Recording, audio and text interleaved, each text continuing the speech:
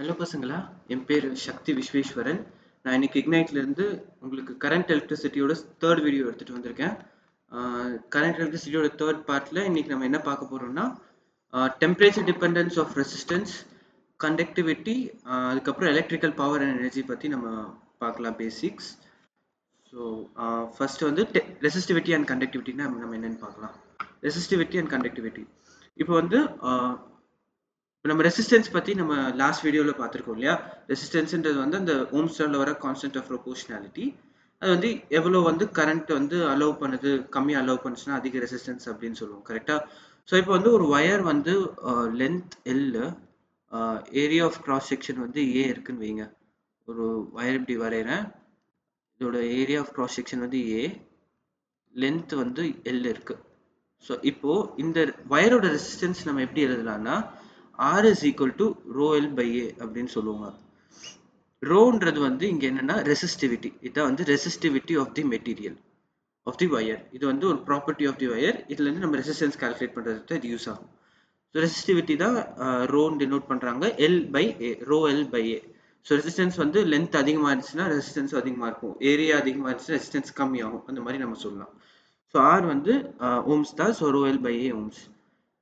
SI unit of rho எப்படி calculate பண்ணலாம்? ரோன்றது வந்து என்ன, R into A by L, கரெக்டா. R வந்து ஓம்ஸ், ஏ வந்து மீட்டர் ஸ்கொயர், கீழே வந்து மீட்டர் மட்டும் இருக்கும் லென்த்துக்கு. So ohm into metre square by metre, so மீட்டர்னு வரும். ஸோ ஓம் மீட்டர் தான் வந்து SI யூனிட். கண்டக்டிவிட்டின்னு இன்னும் டிஃபைன் பண்ணுவோம், அது வந்து சிக்மான்னு டினோட் பண்ணுவோம். அது வந்து it is defined as inverse of resistivity. கண்டக்டிவிட்டின்றது inverse of resistivity.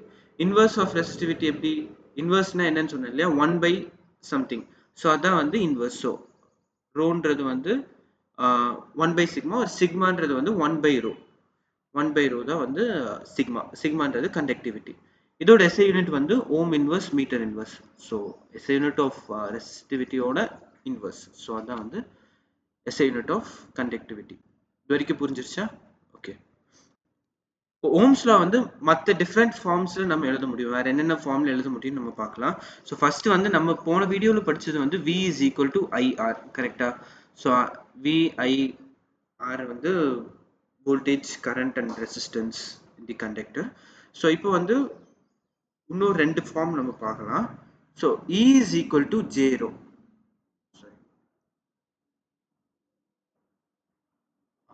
E is equal to J rho வந்து ஒரு ஃபார்ம். ஸோ E வந்து என்னன்னா எலக்ட்ரிக் ஃபீல்ட் இன் தி கண்டக்டர். அந்த கண்டக்டர்ல வந்து எவ்வளோ எலக்ட்ரிக் ஃபீல்ட் இருக்கு அதுதான் வந்து E. J வந்து கரண்ட் டென்சிட்டி. கரண்ட் டென்சிட்டினா என்னன்னா, இப்போ ஒரு ஒயர் இருக்கு, ஒரு பெரிய ஒயரே வரைகிறேன், கரண்ட். ஸோ இதோட ஏரியா வந்து A. கரண்ட் வந்து இதுல வந்து ஒரு I கரண்ட் போகுதுன்னா, J வந்து கரண்ட் டென்சிட்டி. டென்சிட்டி அப்படின்னா current by area of cross section. So current வந்து IA, area of cross section A. So I by A தான் வந்து J, அதாவது கரண்ட் டென்சிட்டி. ரோ வந்து நம்ம இதுக்கு முன்னாடி பார்த்தது தான், அதே resistivity of the conductor. So rho வந்து அதே தான். So E equal to J times rho, அதான் வந்து இன்னொரு ஃபார்ம். இப்போ வந்து அந்த ரோ அந்த சைடு கொண்டு போனா, அதாவது J is equal to some sigma times C. அந்த சிக்மான்றது வந்து இப்போ என்னன்னா 1 by rho. 1 by rho is என்னன்னா அது கண்டக்டிவிட்டி, கரெக்டா. ஸோ இந்த E equal to J times rho. So J is equal to E by E into 1 by rho, கரெக்டா. 1 by rhoன்றது வந்து சிக்மான்னு நம்ம சொல்றோம். போன ஸ்லைட்லயும் நம்ம பார்த்தோம் இல்லையா, சிக்மான்றது வந்து conductivity. So J is equal to E times sigma. So இது வந்து இது ரெண்டும் வந்து two different forms of Ohm's law. So இது வந்து நீங்க ஞாபகம் வச்சுக்கலாம். இது மோஸ்டா கொஸ்டின்ஸ்ல கேட்க மாட்டாங்க, பட் தென் இது வந்து ரொம்ப யூஸ்ஃபுல்லா இருக்கும். ஸோ இப்போ வந்து இன்னொரு இம்பார்ட்டண்ட் ப்ராப்பர்ட்டி, நம்ம ப்ராப்பர்ட்டியோட ஒரு எக்ஸ்பிரஷன் நம்ம டிரைவ் பண்ணலாம். இப்போ நம்ம லாஸ்ட் வீடியோவில், ஃபர்ஸ்ட் வீடியோவில் நீங்கள் பார்த்தீங்கன்னா ட்ரிஃப்ட் வெலாசிட்டி பற்றி நடத்தும்போது இந்த ஃபார்முலா நான் கொடுத்துருப்பேன், கரெக்டாக. Current in terms of drift velocity NEA into V, கரெக்டாக. ஸோ இப்போ வந்து I is equal to NEA into V நம்ம ஆல்ரெடி டிரைவ் பண்ணியிருக்கோம். So I is equal to Vன்றது வந்து நம்ம அன்னைக்கு ஃபர்ஸ்ட் வீடியோவில் ஃபார்முலா கொடுத்தேன் இல்லையா, E by M into tau தான் நான் V கொடுத்த ஃபார்முலா, கரெக்டா. ஸோ N வந்து நம்பர் டென்சிட்டி, Eன்றது சார்ஜ் ஆஃப் எலக்ட்ரான், A வந்து area of cross section, V வந்து மறுபடியும் இந்த E by M into tauன்னு போடலாம். ஸோ இப்போ வந்து நம்ம இதை வந்து சிம்பிளிஃபை பண்ணோம்னா இப்போ நான் இந்த a வந்து இந்த சைடு கொண்டு போறேன். ஓகே, ஸோ பை ஏன்னு ஆகுமா? இஸ் ஈக்குவல் டு இங்க இருக்க n ஆல்ரெடி அப்படியே இருக்கும், இயும் சேர்ந்து, ஸோ இ ஸ்கொயர் கொடுக்கும், இ இருக்கு பை எம் இன்டூ டவ் இருக்கு, டவ் இங்கே எழுதுறேன். ஸோ இது என்ன, இது வந்து ஜே கரெக்டாக, current density, current by area J. இது வந்து e, J is equal to நம்ம என்ன படிச்சிருக்கோம், J is equal to e times சிக்மான்னு படிச்சிருக்கோம் கரெக்டா. ஸோ அப்போ இந்த வேல்யூ கம்பேர் பண்ணி இந்த n e square tau by m வந்து சிக்மான்னு நான் சொல்லலாமா? ஸோ சிக்மா வந்து ஆன் கம்பேரிஷன், ஸோ கம்பேர் பண்ணி ஆன் கம்பேரிஷன் சிக்மான்றது வந்து n e square tau by m. Tau வந்து mean time relaxation time, mean relaxation time, e வந்து சார்ஜ் ஆஃப் எலக்ட்ரான், என் வந்து நம்பர் டென்சிட்டி, அதுக்கப்புறம் எம் வந்து mass of the electron. So sigma கிடைச்சிருச்சு. So அப்போ rho வந்து 1 by சிக்மாவா, ஸோ இதோட அப்படியே இன்வெர்ஸ் பண்ணால் m by n e square down வரும் கரெக்டா. ஸோ இது ரெண்டும் நான் வந்து டெரைவ் பண்ணிக்கலாம். ஸோ இது ரெண்டும் வந்து இம்பார்ட்டன்ட், இதை நீங்கள் ஞாபகம் வச்சுக்கிட்டா உங்களுக்கு ஒரு சில கொஸ்டின்ஸில் வந்து டைரெக்டாக யூஸ்ஃபுல்லாக இருக்கும், ஹெல்ப் பண்ணும். ஸோ இது வந்து நீங்கள் ஞாபகம் வச்சுக்கலாம். இது வரைக்கும் புரிஞ்சிருச்சா? Okay cool. இப்போ வந்து அடுத்து வந்து டெம்பரேச்சர் டிபெண்டன்ஸ் ஆஃப் ரெசிஸ்டன்ஸ் வந்து என்னன்றது நம்ம பார்க்கலாம். ஸோ இப்போ வந்து டெம்பரேச்சர் சேஞ்ச் ஆக ரெசிஸ்டிவிட்டி ஆஃப் தி மெட்டீரியலும் சேஞ்ச் ஆகும். ஸோ அந்த வேரியேஷன் ஆஃப் ரோ, அதாவது அந்த ரெசிஸ்டிவிட்டி வித் டெம்பரேச்சர் நம்ம என்னன்னு பார்க்கலாம். ஸோ ரெண்டு கேஸ் எடுத்திருக்கோம். ஃபர்ஸ்ட் கேஸ் வந்து கண்டக்டர்ஸ்க்கு, கண்டக்டர்ஸ்ல எப்படி ஆகும், அடுத்த கேஸ் வந்து செமிகண்டக்டர்ஸ்ல என்ன ஆகும் அப்படின்றது நம்ம பார்க்கலாம். ஸோ இப்போ வந்து டெம்பரேச்சர் இன்க்ரீஸ் ஆகும்போது இந்த கண்டக்டிங் மெட்டீரியல்ஸோட ரெசிஸ்டிவிட்டி வந்து இன்க்ரீஸ் ஆகும். இதான் வந்து தியரி.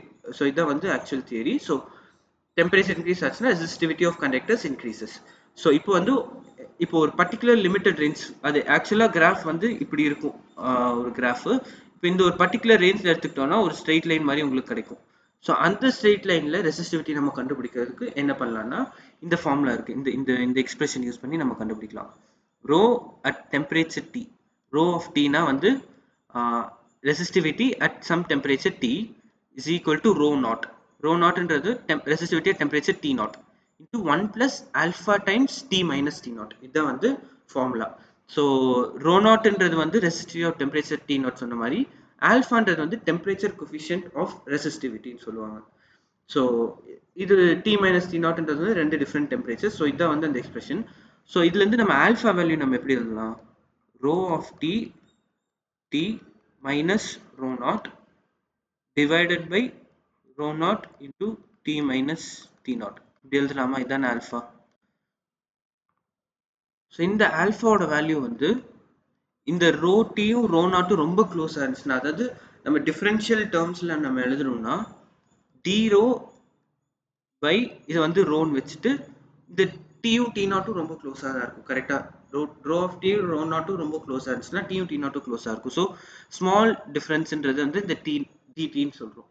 ஸோ இது வந்து டிஃபரன்ஷியல் டேர்ம்ஸில் வந்து நீங்கள் ஆல்ஃபாவை எழுதணும்னா இப்படி எழுதலாம். இது வந்து நீங்கள் இப்போதைக்கு தெரிஞ்சு வச்சுக்கலாம், பட் தென் இது வந்து ரொம்பவும் ஃப்ரீக்வெண்ட்டாக கேட்க மாட்டாங்க.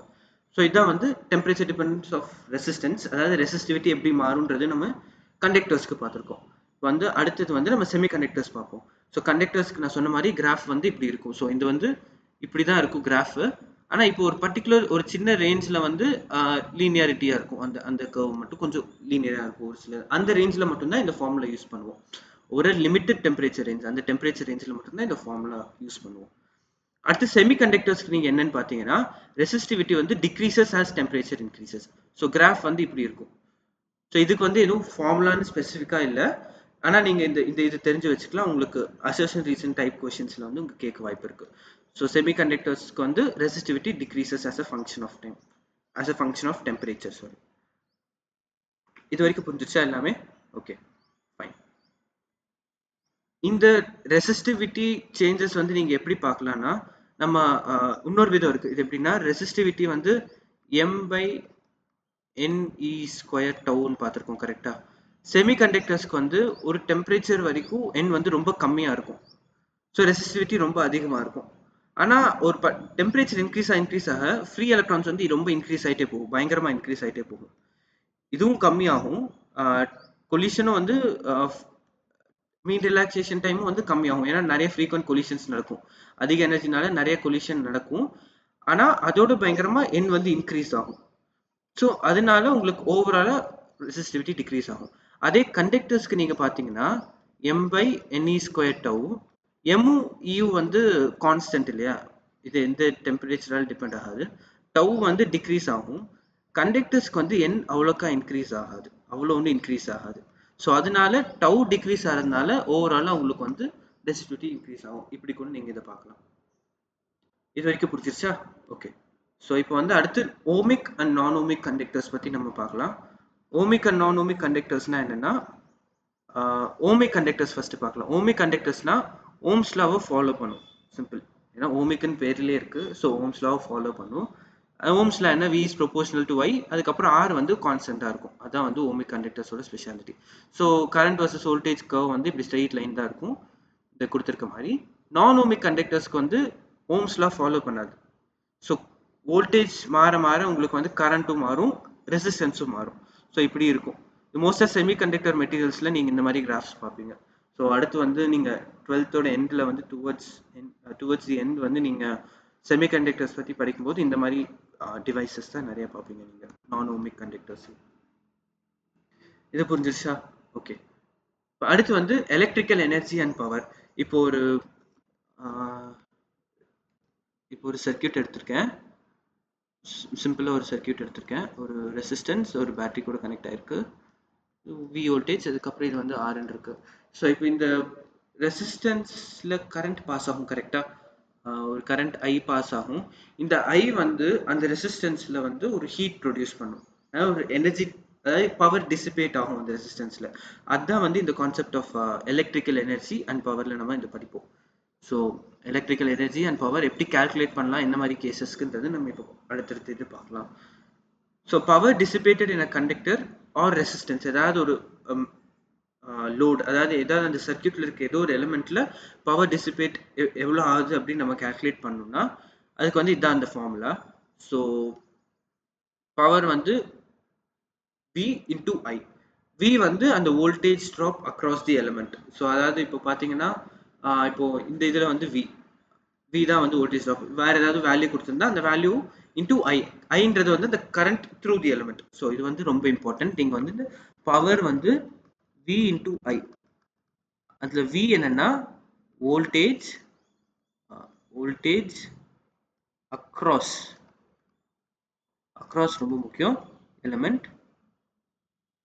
I வந்து கரண்ட் த்ரூ எலிமெண்ட். வோல்டேஜ் அக்ராஸ்னா என்ன, அது எலிமெண்ட்டுக்கு எண்ட் பாயிண்ட்ஸில் என்ன வோல்டேஜ் டிஃப்ரென்ஸ்ன்றது வோல்டேஜ் அக்ராஸ். கரண்ட் த்ரூன்றது அந்த எலிமெண்ட் மூலமாக எவ்வளோ கரண்ட் போகுது, அந்த எலிமெண்ட்ல எவ்வளோ கரண்ட் இருக்கு, அதுதான் வந்து எலிமெண்ட்ல இருக்க current through the element. So இது இந்த ரெண்டு வேல்யூஸ் வச்சு நீங்கள் அதோட ப்ராடக்ட் தான் வந்து உங்களுக்கு பவர் கிடைக்கும், பவர் டிசிபேட்டட் இன் தி எலிமெண்ட். எஸ்ஐ யூனிட் வந்து நார்மல் பவருக்கு இருக்கிற அதே எஸ்ஐ யூனிட் தான் வாட்டு. வாட் வந்து சயின்டிஸ்டோட பேர், அது வந்து டபிள்யூன்னு டினோட் பண்ணுறது. ஓம்ஸில் வந்து நம்ம வேற என்னென்ன பண்ணலாம்னா இந்த விஐயை வந்து இன் டேர்ம்ஸ் ஆஃப் நம்ம வெறும் ஆர் கூட கொண்டு வரலாம், வி அண்ட் ஆர் மட்டும் கொண்டு வரலாம், இல்லை ஐ அண்ட் ஆர் கூட கொண்டு வரலாம். ஸோ இந்த வியை வந்து ஐஆர்னு போட்டால் என்ன ஆகும், வி இஸ் ஈக்குவல் டு ஐஆர்னு போட்டால் ஐஆர் இன்டூ ஒய்ன்னு வரும் கரெக்டா, IR into I, P is equal to V வந்து ஐஆர்னு போட்டால். ஸோ இப்போ இது என்ன, ஐ ஸ்கொயர் இன்டூ ஆர்னு வரும் கரெக்டா. ஸோ இப்போ இந்த பி வி ஐக்கு பதிலாக ஐயை வந்து வி பை ஆர்னு போட்டால் இது என்ன கிடைக்கும், வி ஸ்கொயர் பை ஆர்னு கிடைக்கும். ஸோ இதே தான் இதே ஈக்குவேஷனில் ஓம்ஸ்ல அப்ளை பண்ணி இன் டேர்ம்ஸ் ஆஃப் ஆரும் நம்ம கொண்டு வரோம். ஸோ அதுதான் V square by R, I square into R ரெண்டுமே கிடைக்குது நம்மளுக்கு. எனர்ஜி டிசிபேட்டட் நம்ம எப்படி கண்டுபிடிப்போம், பவருக்கு வந்து இதான் ஃபார்முலா. எனர்ஜி டிசிபேட்டட் எப்படி கண்டுபிடிப்போம், ஒரு பர்டிகுலர் டைம்ல இவ்வளோ செகண்ட்ஸ் ஆன் ஆயிருக்கு சர்க்கியூட்ல, அதுக்கப்புறம் எவ்வளோ எனர்ஜி டிசிபேட் ஆயிருக்கு நம்மளை கண்டுபிடிக்க சொன்னால் எப்படி கண்டுபிடிப்போம்னா அந்த பவர் இருக்கு இல்லையா, வி இன்டூ ஐ, அதுக்கப்புறம் எவ்வளோ டைமுக்கு அது வந்து அந்த பவர் ஆன்ல இருக்கு, power on the sense power dissipate ஆகுது, பவர் இருக்கு எவ்வளோ நேரத்துக்கு அது அந்த சர்க்கியூட் ஆன்லயோ இருக்கோ, இல்லை எவ்வளோ நேரத்துக்கு அவங்க கொஸ்டின்ல கேட்குறான்றது தான் அந்த டைம். ஸோ அது வந்து energy dissipated. So SI unit வந்து அதே மாதிரி தான், நார்மல் எனர்ஜிக்கு இருக்க யூனிட் தான் ஜூல்ஸ். ஸோ இது வரைக்கும் எல்லாமே புரிஞ்சிச்சு இல்லை? ஓகே. இப்போ வந்து நம்ம எலக்ட்ரிக்கல் பவர் அண்ட் எனர்ஜில இருந்து ஒரு கொஷின் சால்வ் பண்ணலாம். ஸோ இப்போ என்ன கேட்டிருக்காங்கன்னா இந்த கொஷின் நம்ம பார்த்தா ஃபைன் பவர் ஜென்ரேட்டர் இன் தி 2 ohm ரெசிஸ்டர். 2 ohm ரெசிஸ்டர்ல என்ன பவர் ஜென்ரேட்டர்? ஸோ இந்த ரெசிஸ்டர்ல என்ன பவர் ஜென்ரேட்டர்னு கேட்டிருக்காங்க. ஸோ பவர் ஜென்ரேட்டருக்கு நம்ம என்ன ஃபார்முலா பார்த்தோம்?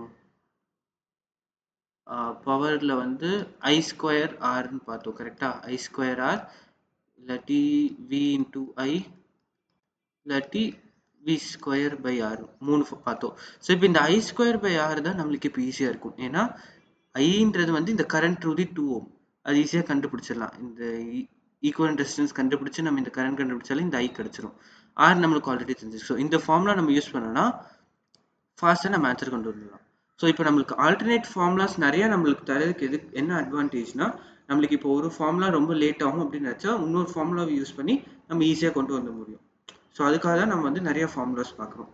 ஸோ இப்போ இந்த பவர் இப்போ கண்டுபிடிக்கணும்னா இப்போ என்ன பார்க்கலாம்? ஸோ இப்போ வந்து இந்த கரண்ட் இங்கே போகும். இந்த ரெண்டும் வந்து பேரலல் இருக்குது கரெக்டாக 6 ohm to 3 ohm. ஸோ இந்த 6 ohm 3 ohm நம்ம சால்வ் பண்ணால் என்ன ஒரு ஈக்குவலன்ட் ரெசிஸ்டன்ஸ் கண்டுபிடிச்சா ஸோ இந்த பார்ட்டுக்கு வந்து நம்ம ஈக்குவலன்ட் ரெசிஸ்டன்ஸ் கண்டுபிடிப்போம். Req okay 1 by Req is equal to 1 by R1 plus 1 by R2 1 by 6 plus 1 by 3. அது வந்து எவ்வளோ? 6 இது வந்து 1 plus 2 3 by 6 or 1 by 2. So Req என்ன? Req வந்து 2 ohmsன்னு வருது இந்த ரெண்டுக்கும் நடுவில். ஸோ அங்கே எவ்வளோ ohms இருக்குது? So 2 ohms. இங்கே ஒரு 2 ohms இங்கே ஒரு 2 ohms இருக்குது equivalent resistance. So 2 and 2 in parallel in series இருக்கு. இப்போ வந்து இங்கே ஒரு 2 ohm இங்கே ஒரு 2 ohm இருக்குது. ஸோ 2 ohm இங்கே ஒரு 2 ohm வந்து சீரீஸில் இருக்குது. ஸோ இப்போ வந்து இந்த 2 ohm 2 ohm சீரீஸில் இருக்குது. அந்த ஈக்குவலன்ட் ரெசிஸ்டன்ஸ் நம்ம எப்படி கண்டுபிடிப்போம்? 16 volts. ஸோ 2 ohm 2 ohm சீரீஸில் இருக்கும்போது ஈக்குவலன்ட் ரெசிஸ்டன்ஸ் வந்து சம் தான், இது ரெண்டுத்தோட சம். ஸோ அது வந்து எவ்வளோ? 4 ohm. 4 ohmன்றது நம்ம இப்படி வைப்போம். இங்கே 4 ohm வந்து ரீப்ளேஸ் பண்ணி ஆல்ரெடி இருக்குது இங்கே வந்து இந்த 16 volt இருக்குது. ஸோ அந்த 16 volt வைப்போம். ஸோ இப்போ இந்த கரண்ட் வந்து நம்மளால இப்போ கண்டுபிடிக்க முடியும் கரெக்டாக? ஸோ கரண்ட் வந்து V by R. V வந்து இந்த 16 volt, R வந்து 4 ohm. So I is equal to 16 by 4. அது எவ்வளோ? 4 amperes தான் இந்த கரண்ட். இந்த கரண்ட் வந்து நம்ம கண்டுபிடிச்சோம். இது வந்து 4 amperes. ஸோ இப்போ நம்ம என்ன கேட்குறாங்க? பவர் ஜென்ரேட்டட் இன் 2 ohm ரெசிஸ்டர் கேட்குறாங்க. ஸோ 2 ohm ரெசிஸ்டரில் பவர் ஜென்ரேட்டருக்கு வந்து I square into I. I square into R. So I வந்து கண்டுபிடிச்சாச்சு. I வந்து 4. So power generator P is equal to 4 square into R வந்து 2 is equal to 16 into 2 which is equal to 32 watts. 32 watts தான் power generated in that 2 ohm resistor. இந்த question புரிஞ்சுச்சா? Okay, இப்போ அடுத்து வந்து நம்ம நெக்ஸ்ட் ஒரு டாபிக் பார்க்கலாம். Rating in electrical appliances. Rating in electrical அப்ளையன்சஸ்னா என்ன? இப்போ ரெண்டு ரேட்டிங் இருக்குது, ரெண்டு டைப்ஸ் ஆஃப் ரேட்டிங். ஒன்று வந்து வோல்டேஜ் ரேட்டிங் V0ன்னு சொல்லுவோம். பவர் ரேட்டிங் இன்னொன்று அடுத்து அது வந்து P0. வோல்டேஜ் ரேட்டிங்னா என்னென்னா தி மேக்ஸிமம் வோல்டேஜ் என்ன எழுதியிருக்கு? Maximum voltage that can be applied across the appliances. இப்போ இந்த அப்ளையன்ஸ் வந்து ஒரு சர்க்கியூட்டில் இருக்குது. இதுதான் அந்த அப்ளையன்ஸ் வச்சுக்கோங்க. இங்கே வந்து ஒரு எக்ஸ்டர்னல் சர்க்கியூட் இருக்குது. இந்த அப்ளையன்ஸ்க்கு அக்ராஸ் அதாவது இந்த ரெண்டு பாயிண்ட் இந்த எண்டில் வந்து எவ்வளோ மேக்ஸிமம் பொட்டென்ஷியல் டிஃப்ரென்ஸ் அப்ளை பண்ண முடியும் நம்மளால. அதுதான் வந்து இந்த அப்ளை பண்ணால் அந்த அப்ளையன்ஸ் தாங்கும். அதுதான் வந்து V0. அதுதான் வந்து வோல்டேஜ் ரேட்டிங் V0. அடுத்து வந்து பவர் ரேட்டிங். இந்த மேக்ஸிமம் வோல்டேஜ் ரேட்டிங் V0ல எவ்வளோ பவர் டிசிபேட் ஆகுதோ அதுதான் power rating. So V0 to P0 புரிஞ்சிச்சா? V0ன்றது அந்த அப்ளையன்ஸ் அக்ராஸ் அதாவது அந்த ரெண்டு எண்ட்லையும் எவ்வளோ மேக்ஸிமம் பொட்டன்ஷியல் டிஃப்ரென்ஸ் இருக்கலான்றது. வோல்டேஜ் எவ்வளோ அப்ளை பண்ண முடியும் நம்மளால மேக்ஸிமம் வோல்டேஜ்ன்றது தான் V0. அதுக்கு மேலே அப்ளை பண்ணால் அந்த அப்ளையன்ஸ் வந்து ஒர்க் ஆகாது. அதாவது அப்ளையன்ஸ் வந்து டிஸ்ட்ராய் ஆயிடும், உடஞ்சு போயிடும். P0ன்றது வந்து அந்த மேக்ஸிமம் வோல்டேஜ் சொன்னேன் இல்லையா V0, அதில் வந்து எவ்வளோ பவர் டிசிபேட் ஆகுது அந்த அப்ளையன்ஸில், அதுதான் வந்து P0. ஸோ இப்போ வந்து இந்த P0 டு V0ல இருந்து நம்ம ஒரு ரிலேஷன் கொண்டு வந்து நம்ம ரெசிஸ்டன்ஸ் அந்த அப்ளையன்ஸோடது எவ்வளோன்னு நம்ம கண்டுபிடிக்கலாம். நம்ம ஆல்ரெடி என்ன பார்த்துருக்கோம்? பவர் வந்து V ஸ்கொயர் பை ஆர்னு பார்த்துருக்கோம் கரெக்டா? ஸோ R வந்து இதுலேருந்து V square by P. So இப்போ இவங்க என்ன சொல்றாங்கன்னா V0ல ஜென்ரேட் ஆகிற பவர் தான் P0ன்றாங்க. அப்போ P0 ஜென்ரேட் ஆகும்போது V0 வோல்டேஜ் தான் அந்த P0 பவர் ஜென்ரேட் ஆகும்போது P0 watts of power generate ஆகும்போது அந்த அப்ளையன்ஸில் அந்த அப்ளையன்ஸ் அக்ராஸ் வந்து வோல்டேஜ் V0 தான் இருக்கும். So V naught square by P நாட்ன்றது அந்த ரெசிஸ்டன்ஸ் வந்துருமா அந்த அப்ளையன்ஸோடது அந்த ஃபார்முலா யூஸ் பண்ணி. ஸோ அதுதான் இங்கே எழுதியிருக்காங்க. ஆர் வந்து resistance is equal to V naught square by P naught, அதாவது வோல்டேஜ் ரேட்டிங்கோட square divided by power rating. இதுதான் வந்து ரெசிஸ்டன்ஸ். இது வரைக்கும் புரிஞ்சிருச்சா? இப்போ இதை பேஸ் பண்ணி நம்ம ஒரு கொஸ்டின் பார்க்கலாம். ஓகே, இதான் அந்த question. a bulb rated 100 volts and 50 watts. So ஒரு பல்பு அது ஒரு ரேட்டிங் கொடுத்துருக்காங்க. So 100 volts and 50 watts. So வோல்ட்ஸில் இருக்கிறதுனால ஸோ ஆப்வியஸாக இது வந்து வோல்டேஜ் ரேட்டிங் வி நாட், அதுக்கப்புறம் இது வாட்ஸில் இருக்குது. So power rating P naught is connected to a circuit as shown below. So இதுதான் அந்த சர்க்யூட். ஓகே, இந்த பல்ப் இது வந்து 800 ohms கூட கனெக்ட் ஆயிருக்கு. 2000 ohms இல்லை, வோல்டேஜ் வோல்ட் 2000 volts வந்து அப்ளை ஆயிருக்கு. So find whether it is destroyed or not.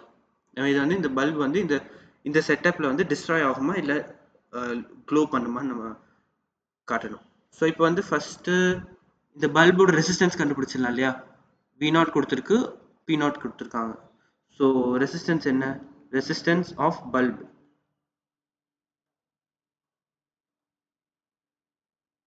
என்னது? P naught square by P naught, கரெக்டா? ஸோ வி நாட் ஸ்கொயர் என்ன? 100 into 100 divided by 50, கரெக்டா?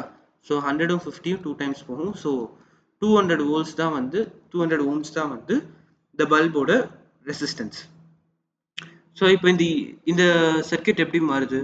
இந்த பல்பு இருக்கு, ரெசிஸ்டன்ஸ் வந்து 200 ohms, இது வந்து சீரீஸ்ல இருக்கு இன்னொரு ரெசிஸ்டன்ஸ் கூட. எவ்வளோ வேல்யூ அந்த ரெசிஸ்டன்ஸோடது? 800 ohms. இது சீரீஸ்ல இருக்கு. அதுக்கப்புறம் அந்த வோல்டேஜ் சோர்ஸ் வந்து எவ்வளோ வோல்டேஜ் சப்ளை பண்ணுது? 2000 volts. So 2000 volts voltage source இருக்கு, இந்த ஒரு சீரீஸ் காம்பினேஷன் இருக்கு. ஸோ இப்போ இந்த சீரீஸ் காம்பினேஷன் நம்ம ஒரு ஈக்குவலன்ட் ரெசிஸ்டன்ஸாக எழுத முடியுமா? இது எப்படி எழுதலாம்? ரெண்டுத்தோட சம் எவ்வளோ? 800 + 200, கரெக்டா? ஸோ அப்போ இது வந்து 1000 ohms. இது வந்து 2000 volt பேட்டரி கூட கனெக்ட் ஆயிருக்கு, கரெக்டா? அப்போ இந்த கரண்ட் என்ன? கரண்ட் வந்து V by R. So V வந்து இந்த V, R வந்து இது. ஸோ 2000 I ஓட வேல்யூ வந்து 2000 by 1000 volts by ohms. அது வந்து 2 amperes, கரெக்டா? 2000 by 1000, இந்த 0 எல்லாம் கேன்சல் ஆயிடும், 2 amperes இருக்கும். ஸோ இந்த கரண்ட் தான் வந்து இந்த பல்பு வழியாகவும் இந்த ரெசிஸ்டர் வழியாகவும் போகுது, கரெக்டா?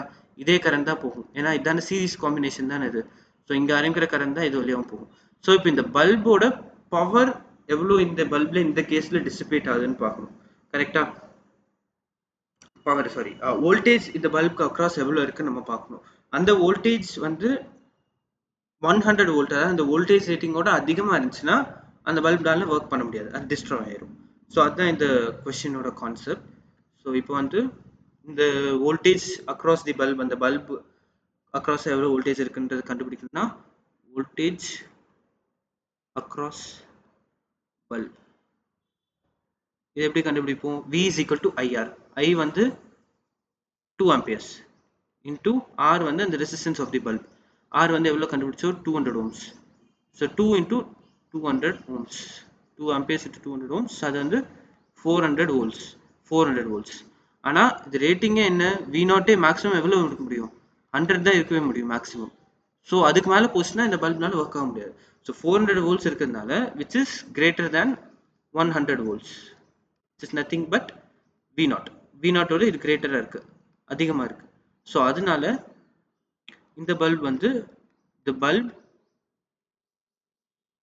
gets destroyed. இந்த பல்ப் வந்து ஒர்க் செய்யாது, அதிக வோல்டேஜ் கொடுக்கறதுனால இதில் வந்து மேனுஃபேக்சர் ஆகி இது வந்து ஒர்க் ஆகாது, டிஸ்ட்ராய் ஆயிரும். ஸோ இதான் வந்து இந்த கொஸ்டினோட லாஜிக், எப்படி அப்ரோச் பண்ணுன்றது தான். இந்த கொஸ்டின் புரிஞ்சிருச்சா? Okay, good. ஸோ இப்போ வந்து அடுத்த வீடியோஸில் நம்ம வந்து அடுத்தடுத்த கான்செப்ட்ஸ் ஆஃப் கரண்ட் எலக்ட்ரிசிட்டி பார்ப்போம். இந்த வீடியோவில் இவ்வளோதான், இந்த பார்ட்டில் இவ்வளோதான், அடுத்த பார்ட்டில் பார்க்கலாம். தேங்க்யூ.